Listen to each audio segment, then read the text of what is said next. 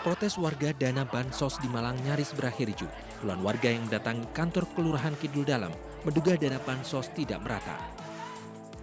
Tidak puas dengan pembagian bansos yang dianggap tidak tepat sasaran, warga juga berusaha menyerang ketua RW. Untuk mencegah berlanjutnya kericuan, personel TNI Polri meredam emosi warga. Warga mendatangi kantor Kelurahan Kidul Dalam untuk meminta kejelasan pendataan penerimaan bantuan sosial dampak COVID-19. Dialog antara warga yang ditemui Lurah Kidul Dalam, staf serta ketua RW tidak menemui titik temu. Lurah menyatakan bahwa warga yang sudah didata namun belum mendapatkan bantuan bansos akan kembali diajukan kepada pemerintah Kota Malang.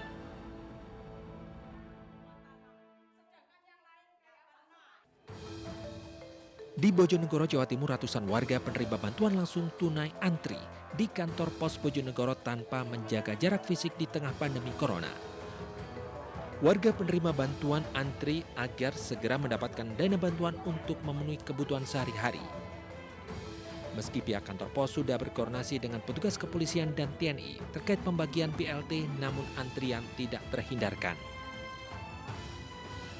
Ya gimana Mas, soalnya ya ada gini ya. Ini paksa Mas. Ini dapat berapa? 600. Sementara di dalam gedung kantor pos, petugas menerapkan menjaga jarak fisik untuk warga penerima BLT. Sedikitnya 40.264 keluarga telah menerima BLT. Pembagian bantuan tunai langsung dilakukan secara bertahap hingga sebelum Hari Raya Idul Fitri. Kemampuan kita sebetulnya sudah kita jadwal, sudah kita pecah per jamnya. Ada alokasi. Tapi mungkin tadi saya lihat kebanyakan memang sebelum jam mulai sudah datang. Dampak pandemi COVID-19 juga dirasakan oleh keluarga Dul Rohmat serta istrinya Fatimah, warga Kecamatan Purwodadi, Kabupaten Grobogan, Jawa Tengah. Setelah 10 bulan merantau di kota Solo, Dul Rohmat harus rela kehilangan pekerjaan sebagai buruh bangunan karena sepinya aktivitas proyek. Keterbatasan ekonomi membuat keluarga dengan satu anak berusia 14 bulan ini kesulitan membayar kos serta memenuhi kebutuhan sehari-hari. Bersama sang adik perempuannya, 4 orang ini terpaksa tinggal di atas becak sewaan di sepanjang Jalan Raya Adi Sucipto, Solo. Untuk keperluan mandi, cuci, dan kakus, mereka mengandalkan fasilitas umum. Sedangkan untuk keperluan lainnya, mereka berharap bantuan dari warga yang melintas. Setelah di PHK, kita masih bertahan hidup dengan pola seadanya, ada HP atau apa kita gadekan dulu buat bertahan hidup. Sampai akhirnya uang menipis, kita belum dapat bantuan sama sekali kan. Semua dapat bantuan dari pemerintah berdasarkan KTP kalau asli Solo.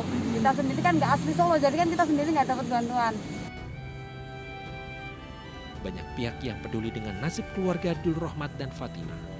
Saat ini mereka telah menerima bantuan untuk pembayaran kos, serta untuk kebutuhan sehari-hari. Tim Liputan iNews melaporkan.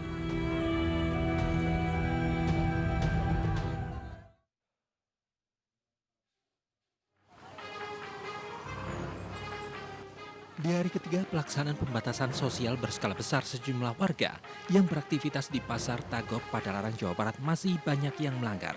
Selain tidak mengenakan masker, warga juga mengabaikan menjaga jarak fisik saat berada di pasar.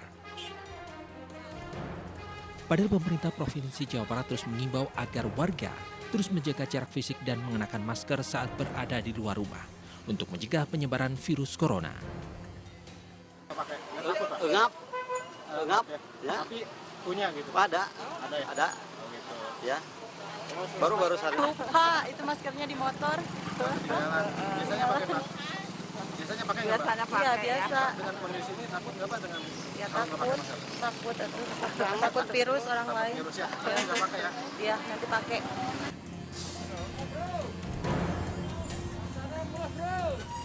Di Bojonegoro, Jawa Timur, sebanyak 86 pedagang pasar tradisional reaktif setelah rapid test. Hal ini diketahui setelah 286 pedagang pasar menjalani rapid test. Para pedagang merupakan penjual sayur keliling. Rapid test dilakukan karena sebelumnya terdapat pedagang yang dinyatakan positif COVID-19. Semalam di pasar kota, Bojonegoro Kota, di rapid test. Rapid test itu apa alat untuk mendeteksi warga ini kira-kira terjangkit virus napa mboten. Mboten, kula niki cerita. Dari 289 yang di rapid test, kurang lebih 34% itu terjangkit. Nggih. Mungkin niki kula jam 11 badhe rapat. Mungkin salah satunya pasarnya mungkin badhe ditutup riyen. Setelah diketahui 86 pedagang yang reaktif, pemerintah Bojonegoro akan melakukan penutupan sementara pasar selama 2 hari, yakni tanggal 9 Mei dan 10 Mei 2020. Dari Cimahi, Jawa Barat dan Bojonegoro, Jawa Timur, tim liputan iNews melaporkan.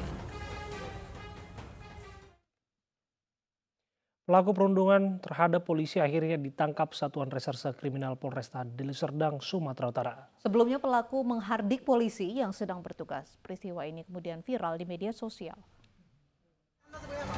Sebagai apa? Saya tahu Anda polisi. Nah, jadi dalam keadaan ini Anda sebagai apa? Sebagai apa? Masyarakat. Mengambil apa nyuruh mobil keluar? Apa tidak aman? Tidak aman. Aman tidak? Aman tidak? Hah? Junaidi, warga Dusun 5 Desa Tanjung Merawa, Kecamatan Tanjung Merawa B, Kabupaten Deli Serdang, Sumatera Utara mengancam personil Polsek Tanjung Merawa, Aibda Rinkon Manik, Rabu lalu. Peristiwa perundungan terhadap anggota kepolisian terjadi saat Aibda Rinkon Manik mengamankan jalan yang dijadikan lahan preman untuk mendapatkan pungutan liar dari para sopir truk yang lewat.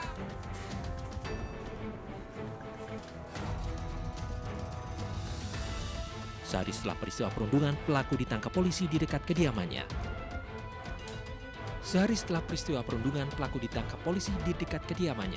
Kasat Reskrim Polresta Deli Serdang, Kompol M. Firdaus menyatakan pelaku perundungan ditangkap karena menghalangi polisi yang bertugas. Usai ditangkap, kini pelaku sedang dalam pemeriksaan polisi. Dari Deli Serdang, Sumatera Utara, Amiruddin, iNews melaporkan.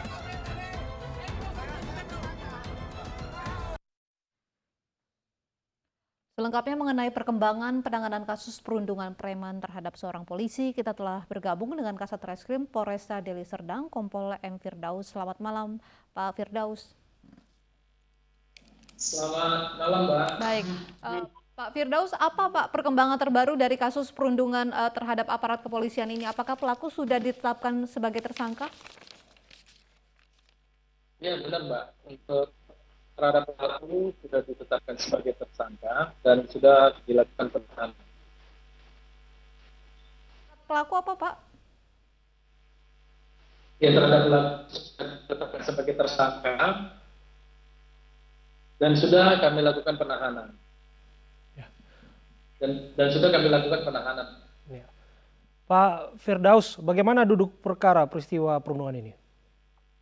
Ya, duduk perkara terhadap peristiwa ini, Aibda Rinkon Manik mendapat informasi bahwa ada terjadi penyetopan truk oleh beberapa preman.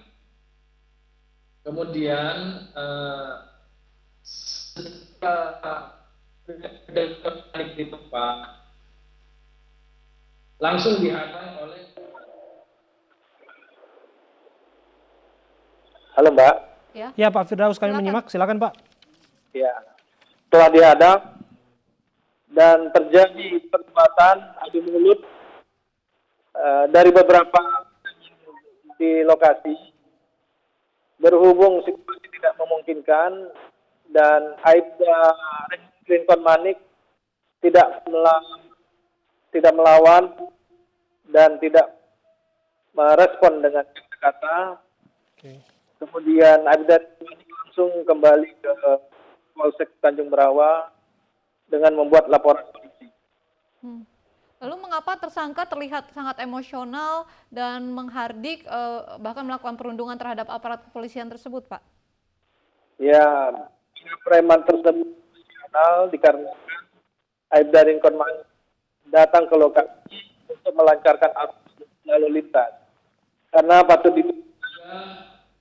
para premanisme itu melakukan pungli di sepanjang jalan tersebut.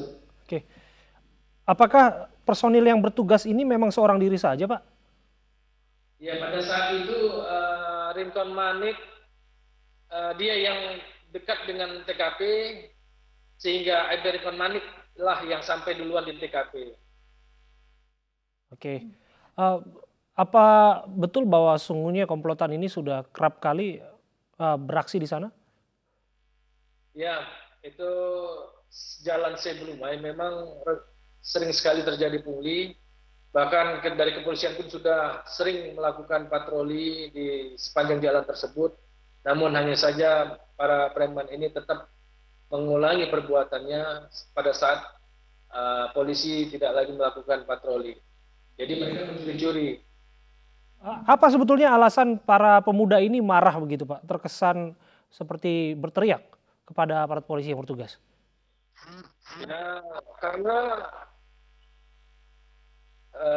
polisi hadir di situ, jadi tidak terjadi pungli. Jadi mereka tidak mendapatkan uang dari supir-supir truk tersebut, sehingga mereka mungkin marah dengan anggota polisi yang hadir pada saat itu. Ancaman hukuman, Pak, terhadap tersangka ini? Terhadap pelaku tersebut diancam dengan pasal 214 junto pasal 335 KUHP dengan ancaman pidana penjara selama 4 tahun. Baik, terima kasih Kompol Firdaus, Kasat Reskrim Polresta Deli Serdang, Sumatera Utara sudah berbincang bersama kami.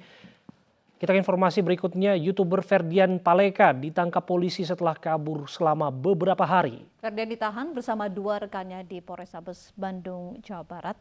Akibat ulahnya membuat video prank bagikan bingkisan berisi batu dan sampah kepada warga.